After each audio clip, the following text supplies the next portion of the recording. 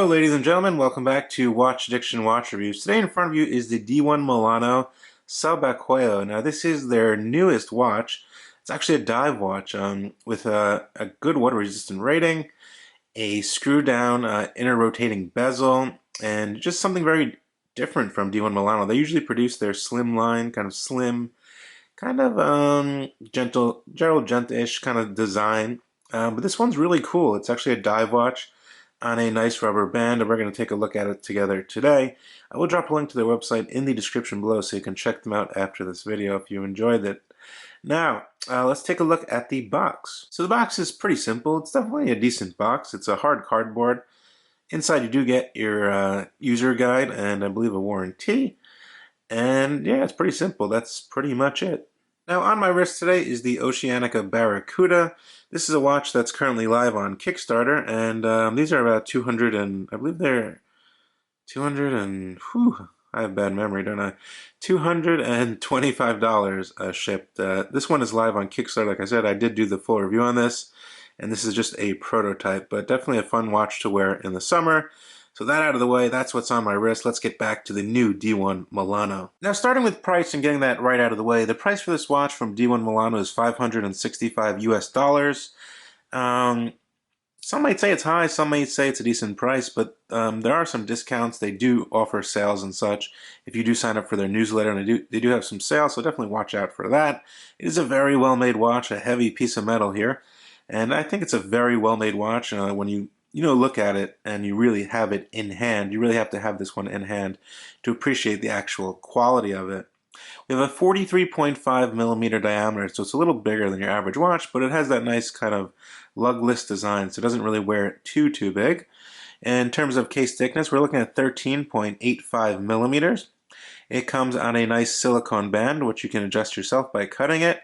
I believe they will probably be releasing leather bands for this as well if you want to wear it on a leather band, which will be pretty cool. I know companies always do that. They release them on the rubber, then they come out with a leather band or something. We do get a nice sapphire crystal with anti-reflective coating, which is actually works very good. It's very legible. The light is on it right now. You can see perfectly clear that dial. Very interesting dial layout.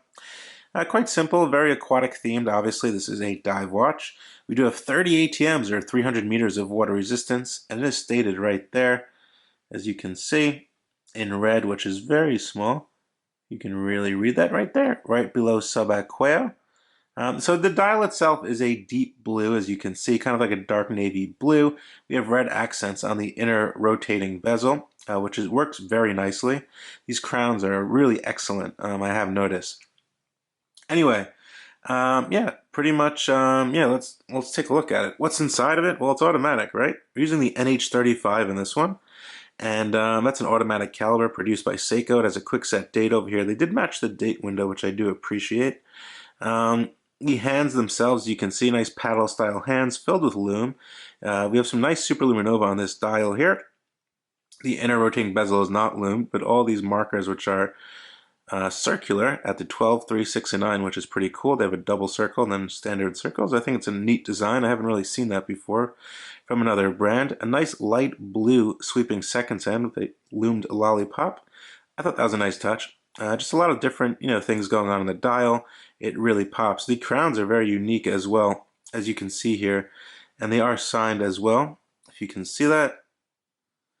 And the other crown is not, actually it is signed as well with that Subacqueo logo. So the case itself is pretty much brushed besides the scalloped sides of the bezel, which are highly polished. And I must say, this case is very nicely finished. The finishing is really excellent. It feels like a much more expensive watch than it is. There are no sharp edges there, nothing like that.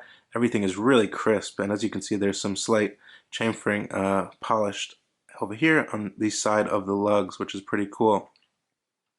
But just a very, nice dive watch. Definitely doesn't look like any other dive watches you've seen out there in terms of the actual, dial and such. I'm going to go ahead and unscrew that crown. As you can see, there's some nice grip on here, and the crown actually looks very different from a lot of other crowns I've seen. You have this kind of slanted cutouts here on the actual crown. So we get self-winding in the first position with the Seiko NH35, which is actually really smooth on this model. and very easy to rotate. Let me get one position, nice solid positions. We get a nice quick set date. You get your final position, pull out all the way, and you get hacking where the seconds hand will halt. You can set the exact time. And we'll set it to 10:10 here. Nice glimpse of the dial. Push that back down. No issue at all with these crowns. Very nice. As you can see, it will start running again. Now this crown over here at the let's see, yep, at the 10 o'clock position over here, this is for your inner rotating bezel, which is really cool. So if you want to go diving, you got to set this before you go underwater. I just unscrewed it there, as you can see. So I'm going to go ahead and set it. You line it up with the minutes hand right here. If you want to time an hour, and then you push. I'm going to do it from the other way actually. It's a little bit easier. You push and then you screw it down and it doesn't move. So you go underwater, this thing is not moving. It's very safety proof, as you can see. And when you screw this crown in, the inner rotating bezel doesn't move at all, which is always a good sign of quality on a watch like this. Now the band itself is a grayish color. It's actually very soft. And as you can see, it's held in by screws over here, which you should be able to pop out if you really wanted to. And they do come out with some different bands. The buckle is quite simple. D1 Milano printed. Not printed, engraved.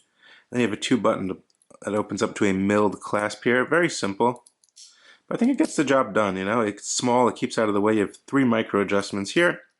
And actually cut the band. You're gonna have to scissor this or with a knife and cut it. Then you just adjust it in. So you can do it as you want. Pretty simple there. Taking a look at the case back, we get a nice engraving of a nice aquatic theme there. The case back is screwed down. Nice finishing on the case back as well, highly polished. Just some basic specifications, Subacqueo, and as you can see, also on the inner portion of the band does state D1 Milano with that nice wave pattern of the Subacqueo design, which is pretty cool there. I thought that was pretty neat. But anyway, yeah, it's a pretty simple dive watch. It actually does have pretty good loom as well. Let me get you guys a loom shot right now and we'll show you what it's all about. As you can see, the Subacqueo has nicely applied loom on all the markers, the hour hand, the minutes hand, and the lollipop tipped sweeping seconds hand. And it is nicely applied. It's not, you know, sloppily done or anything like that.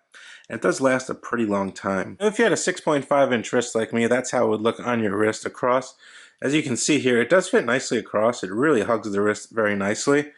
It's definitely a bold look. Definitely a very bold looking dive watch. It is very legible though.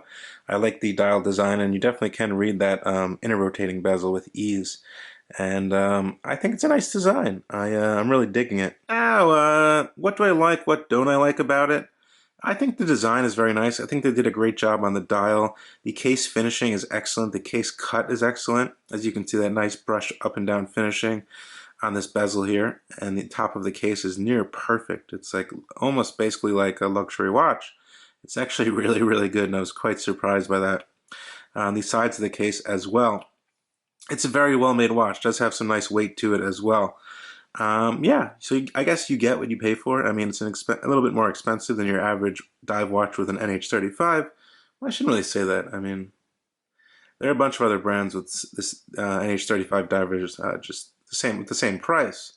But you know, this one is actually very well made, so I can see where they kind of justify that price. The finishing, you know, their custom dial. You know, obviously this is custom with the inner rotating bezel, which actually functions really good.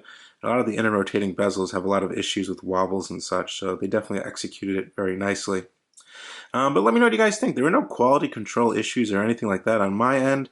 Everything functions as it should. There are no sharp edges on the undersides or anything like that. Everything is really, really, you know, perfect on this watch. The band is actually really, really comfortable as well. It's very nice. It's very soft and supple. I think silicone was the way to go on this one. I think a genuine rubber would be too stiff in my opinion for a watch like this. That's just my opinion. So yeah, definitely a good job doing Milano on this new release of the Subacqueo. There are a few different iterations. You can check them out. And I hope you guys enjoyed the video. So let me know what you guys think down in the comment section below of this watch. This is Watch Addiction Watch Review. Smash that like button. You can always find helpful links in the description below. And definitely subscribe to the channel if you haven't already. I'll see you guys on the next one. Bye.